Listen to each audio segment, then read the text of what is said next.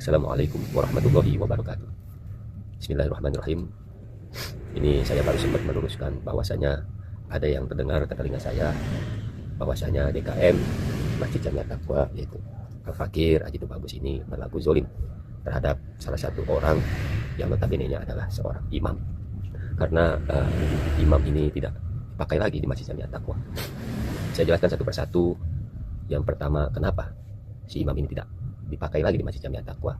Yang pertama, si imam ini sudah terbukti secara nyata, terbukti secara lisan, dan juga sudah ada saksi termasuk saya dan juga Pak Amil Yayang Wahaya.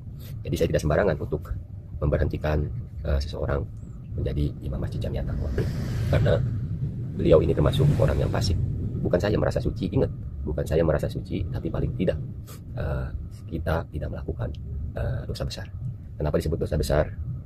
Jadi di dalam kitab Imam An-Nawawi Al-Majmu' Syarah Al-Muhadzab menjelaskan tentang wazina, utawi zina itu minal akbari al-kabair, melebu saking dosa gede yang paling abot. Jadi zina termasuk dosa besar yang paling besar, minal akbari al-kabair. Jadi dosa besar yang paling besar. Pelakunya disebut fasik nyata, fasiko zohir, menurut ijma ulama, bukan menurut saya, menurut ijma ulama. Nah, jadi di kitab Imam An-Nawawi Syarah Al-Majmu' Al-Muhadzab menjelaskan zina termasuk kabair, dosa besar. Jadi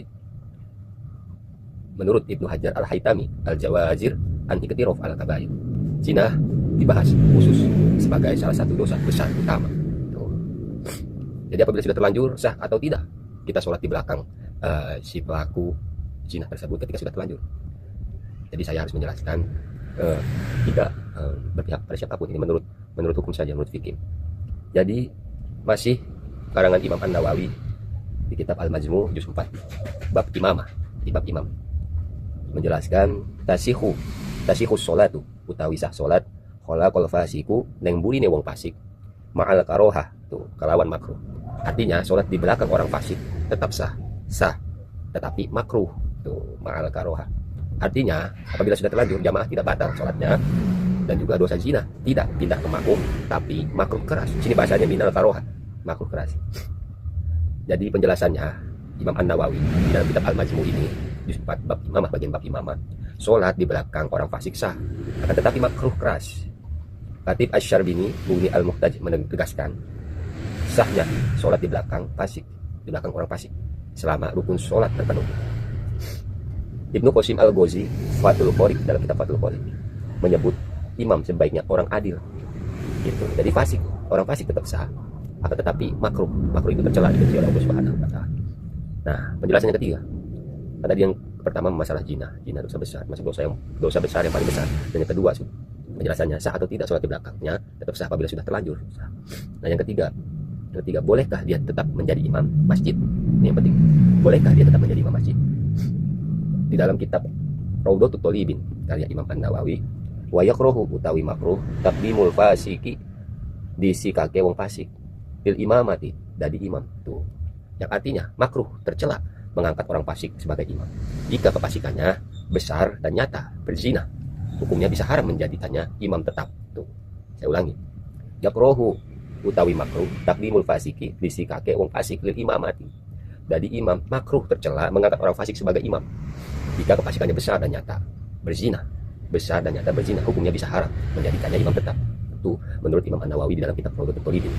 Mendahulukan fasik sebagai imam hukumnya makruh dan bertentangan dengan adab syariat. Asy-Syarbini Mughni Al-Muhtaj, imam yang utama adalah yang adil.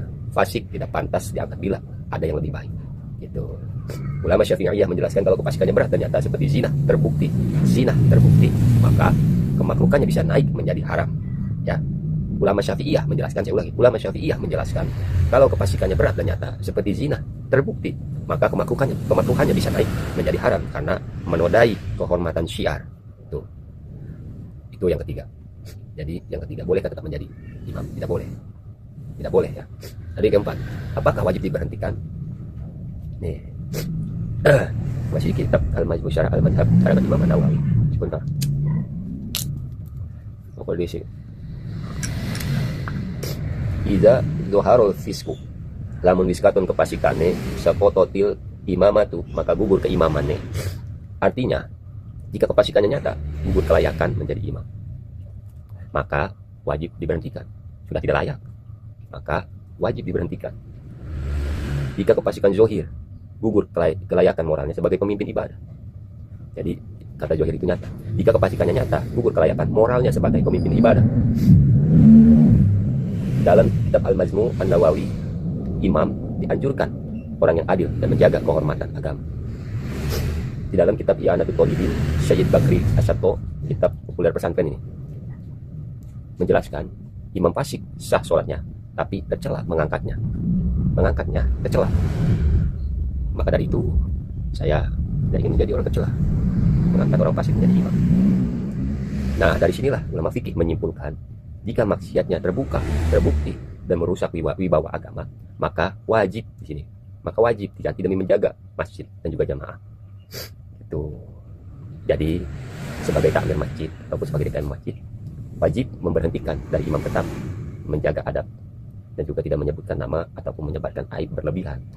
Itu boleh beliau pelaku zina itu tetap sholat berjamaah, boleh berjamaah gitu. Dalam arti yang sudah sholatnya tetap sah. Yang tidak boleh adalah membiarkan tetap jadi imam dengan berdalih yang penting bacaannya bagus gitu. Jadi sebagai takmir masjid ada tiga langkah. Yang wajib adalah memberhentikannya menjadi imam tetap gitu, menjaga adab. Saya pribadi sebagai takmir tidak membuka aib berlebihan, lalu mendorongnya untuk bertaubat. Yang langkah kedua yang boleh yang boleh apabila sudah terlanjur si orang fasik ini menjadi imam, tidak apa-apa, sholat berjamaahnya tetap sah, tidak perlu mengulang sholat gitu.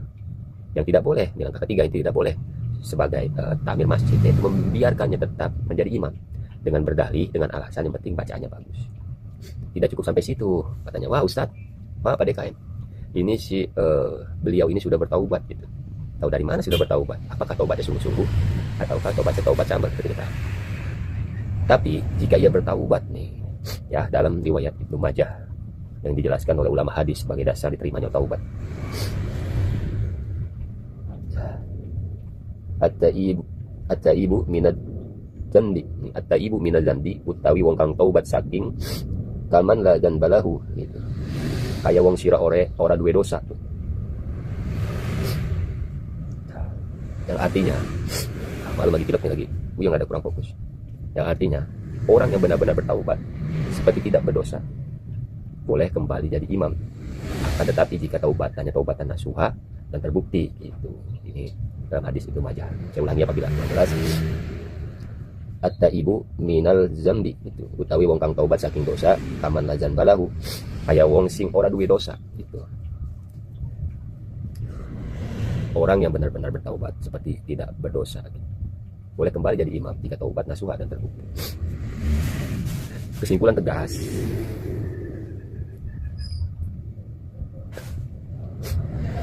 apabila sudah terlanjur menjadi imam, sholatnya tetap sah tapi makruh gitu. Ya tidak bolehkah jadi imam tetap? Tidak boleh kesimpulannya ya. Jadi wajib diberhentikan sebagai takmir masjid, DKM masjid. Terus bisa kembali setelah beliau ini bertaubat, tentu saja bisa, tapi dengan syarat. Mungkin itu saja penjelasan sedikit tentang masalah imam fasik ya. Jadi mungkin kalau cukup jelas nanti kita bahas lagi WA aja atau japri aja atau langsung ke rumah, kita jelaskan, kita diskusi sama-sama rujukannya kitabnya apa, dalilnya mana, karya siapa, halaman berapa, kitab apa gitu. Nanti kita bahas bareng-bareng, mungkin apabila saya ada kesalahan secara pribadi dalam penjelasan.